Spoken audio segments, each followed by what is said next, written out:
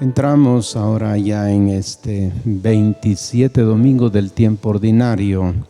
Seguimos caminando pues junto con los discípulos en el seguimiento de Jesús, como nos lo presenta la pedagogía del Evangelio de Lucas, rumbo a Jerusalén. La subida que anuncia o que abarca todos estos pasajes está en el capítulo 9, versículo 51, que hemos venido siguiendo en esta sección, y llegaremos al capítulo 19, versículo 48 del Evangelio de Lucas. Va exponiendo pues con sumo cuidado las lecciones más importantes del discipulado, de manera que el discípulo bien formado pues sea como su maestro. Los apóstoles en el mundo, pues en la comunidad y en la misión. El Evangelio de hoy necesita ser pues contextualizado. Tengamos presentes las siguientes anotaciones. De los evangelios anteriores al de hoy hemos hablado de las relaciones comunitarias.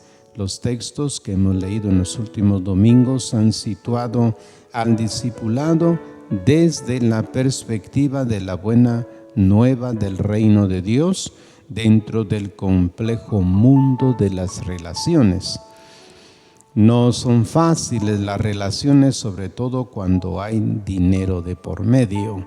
Sin embargo, precisamente allí se verifica la vida nueva del reino en la manera de ser discípulos. Ahora Jesús cambia de auditorio. Deja de lado a los fariseos y comienza a hablar con sus discípulos.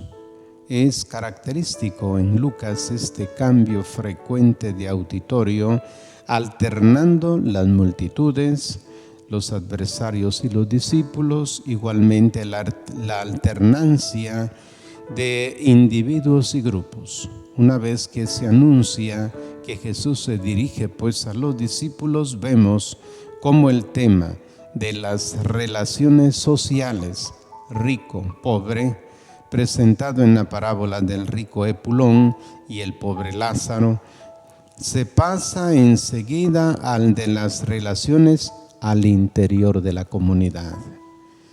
El texto seleccionado para hoy forma parte de una serie de 4 enseñanzas sobre la vida comunitaria en Lucas 17, 1 al 10, y se trata sobre 2 temas fundamentales. 1, el crecimiento de la fe, y el segundo, la necesidad de la humildad a la hora de cumplir pues con las responsabilidades. En el contexto inmediato encontramos las 2 primeras instrucciones. Ambas tratan de poner en orden situaciones negativas que se presentan pues al interior de la comunidad. 1, el peligro de los escándalos, es decir, al volverse piedra de tropiezo en el camino del otro. La necesidad de perdonar los pecados de los hermanos hacia afuera o contra uno. En ambos casos escuchamos 2 enseñanzas imperativas de Jesús. 1, cuídense de ustedes mismos. 2, el perdón fraterno. 7 veces al día le perdonarás. Es el imperativo. Salta a la vista que el discipulado es siempre condiscipulado, es decir, no se camina aislado de los demás, porque el de Jesús es un camino compartido, comunitario. Pero es evidente, y lo sabemos por experiencia, que nunca faltan pues las dificultades, los roces, los malos entendidos, los abusos, la negligencia, las personalidades fuertes o las muy frágiles. Qué difícil es convivir. Por eso Jesús ahora va tocando una a una algunas de estas realidades, sentando posición al respecto. Por ejemplo, el imperativo de Jesús: le perdonarás. Esta enseñanza va avanzando al interior de la comunidad, después de estas líneas de la conflictividad, en las relaciones que de repente se escucha el grito de los discípulos: aumentanos la fe. Del perdón se salta al tema de la fe. Nos vienen a la mente pues frases hermosas de la Biblia sobre la fe. El justo vivirá por la fe. En Romanos 1:7, lo que ha conseguido la victoria sobre el mundo en nuestra fe. Primera de Juan 5:4, el que se acerca a Dios ha de creer que existe y que recompensa a los que lo buscan. Hebreos 11:6. Pero el mismo Evangelio de Lucas va abordando este tema desde el comienzo, a veces positivo, a veces de forma negativa.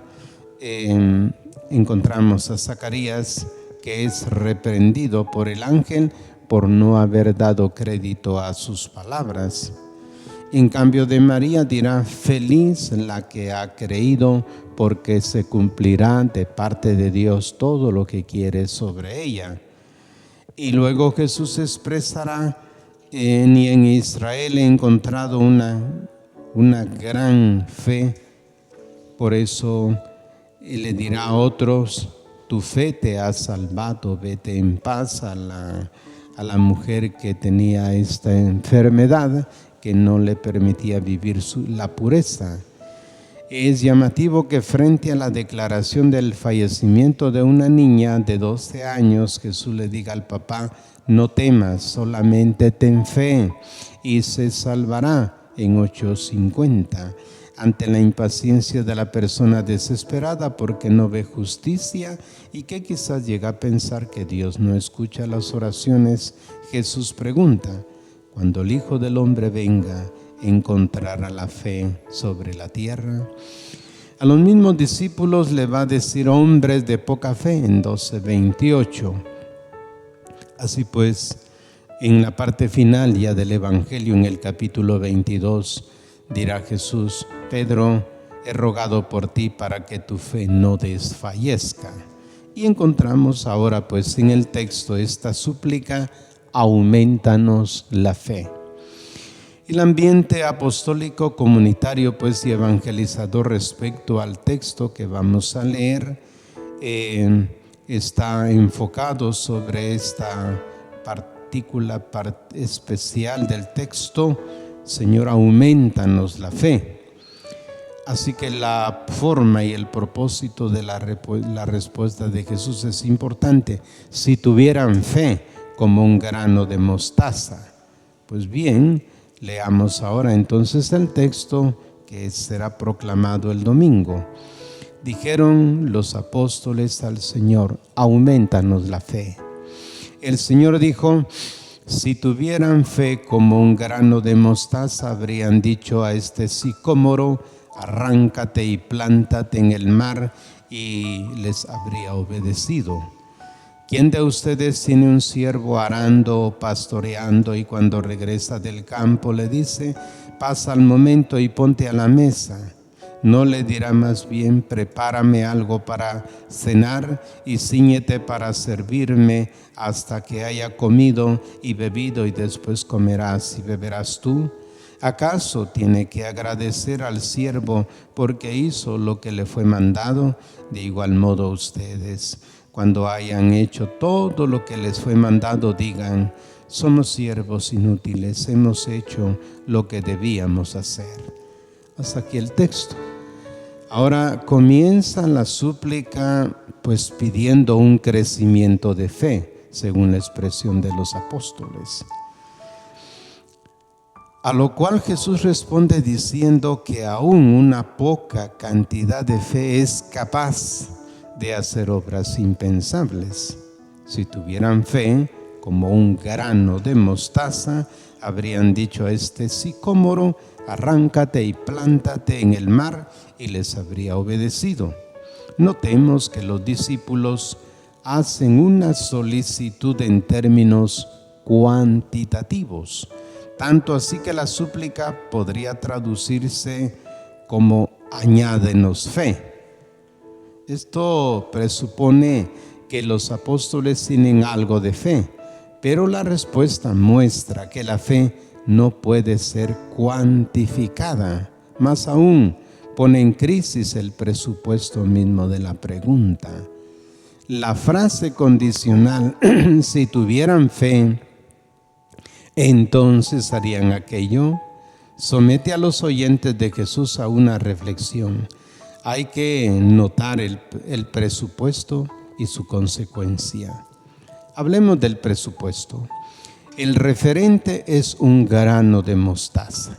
Este grano ya había servido para una parábola del reino y parece tratarse de una sinapsis nigra, es decir, mostaza negra, que crece hasta formar un arbolito que puede alcanzar incluso unos 3 metros de alto.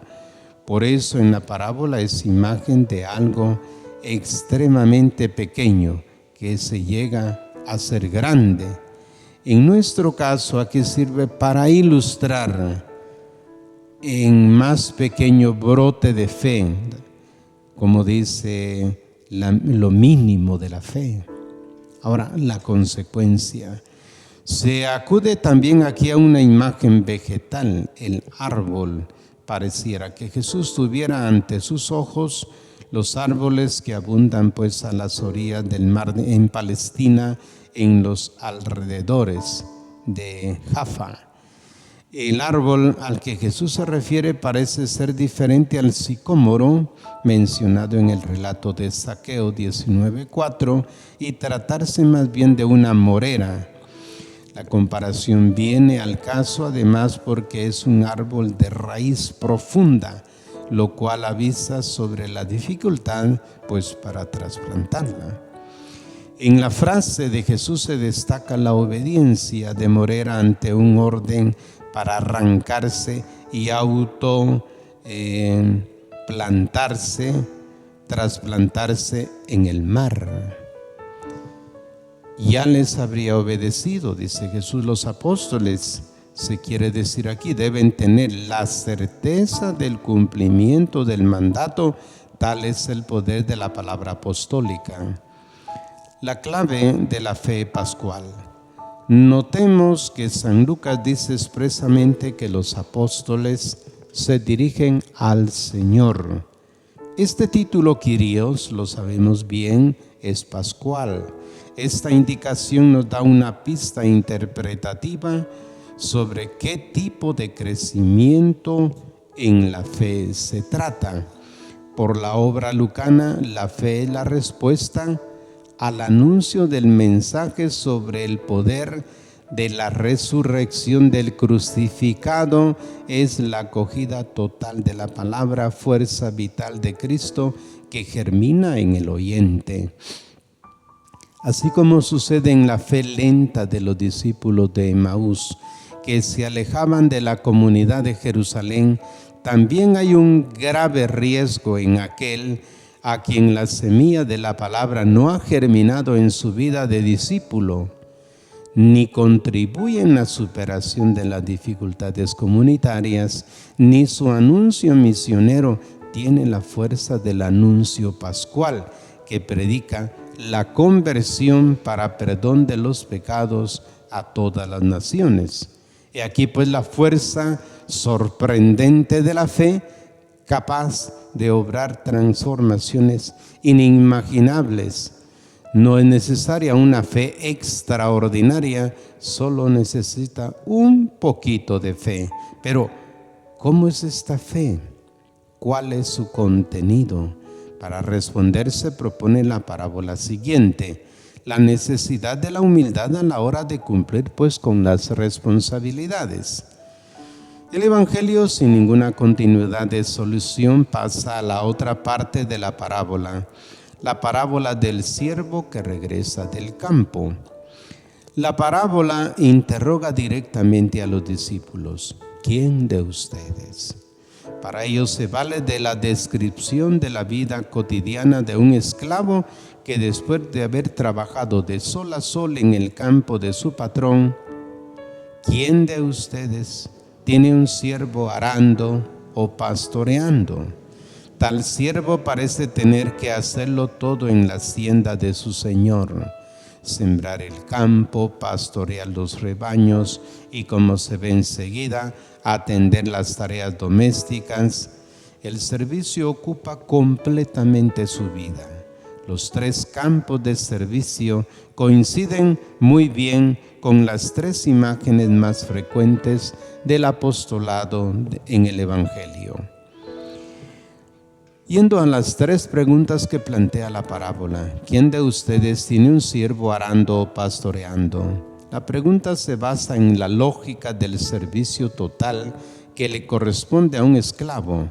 Al final del día, cuando el esclavo regresa a la casa, lo más probable es que el patrón todavía le ponga aún más oficio. Por lo tanto, la respuesta esperada para la primera pregunta es nadie.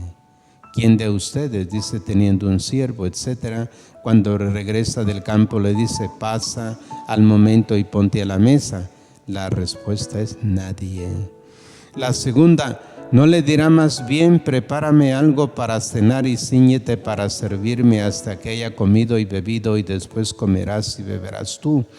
Ahora se mira la situación desde el punto de vista lógico. El esclavo se pone al servicio del patrón. Notamos tres acciones relacionadas con la cena nocturna: preparar, servir y comer. El servicio no reposa hasta que no se haya terminado completamente el deber. La imagen pues del siervo con la túnica ceñida para moverse más fácilmente es el ajetreo, muestra el celo pues por el servicio y las implicaciones en él. La respuesta también es obvia, sí. ¿Acaso tiene que agradecer el siervo porque hizo lo que le fue mandado? Llegamos al momento crítico de la parábola. Una vez que se ha estado de acuerdo con lo anterior, parece tener que aceptarse también en el que la jornada del siervo no termine con un gracias por parte del patrón. Suena un poco chocante, pero se comprende en el contexto de la manera de funcionar del sistema esclavista antiguo. Todo se basa en el hecho de pertenencia total del siervo a su señor. El cumplimiento de los deberes no pone al patrón bajo alguna obligación. Ahora bien, el hecho de que el patrón en principio no tenga obligación no quiere decir que gratuitamente no puede agradecer. Pero el punto de vista que le interesa en la parábola del siervo es qué expectativas debe tener, con qué intereses se motiva para trabajar. La radicalidad en el servicio, desde la más absoluta gratuidad en la entrega al otro, mostrada en el siervo de la parábola, pues la veremos en el servidor de todos, que es Cristo Jesús, como Él dijo, yo estoy en medio de ustedes como el que sirve. Por eso, la aplicación de la parábola al final: de igual modo ustedes, cuando hayan hecho todo lo que les fue mandado, digan, somos siervos indignos, hemos hecho lo que teníamos que hacer. Descansa pues todo esto en la dignidad del discípulo. Aquel que trabaja en nombre de Cristo, su dignidad es tan alta porque, al igual que el Maestro ha sido el servidor de todos, así también los que hemos comenzado el seguimiento a la persona de Cristo, tenemos que estar disponibles las 24 horas para servir al Señor. De manera pues que este es el mensaje que nos ofrece el Evangelio para este próximo domingo. Síganlo meditando y lo celebren con mucha alegría este paso. Del análisis que hace de las relaciones sociales, ahora las relaciones al interno, el don de la fe y la responsabilidad de vivir la fe en Jesucristo, vivir en la fe de Él en el camino hasta llegar a la crucifixión, muerte y resurrección. Hasta pronto.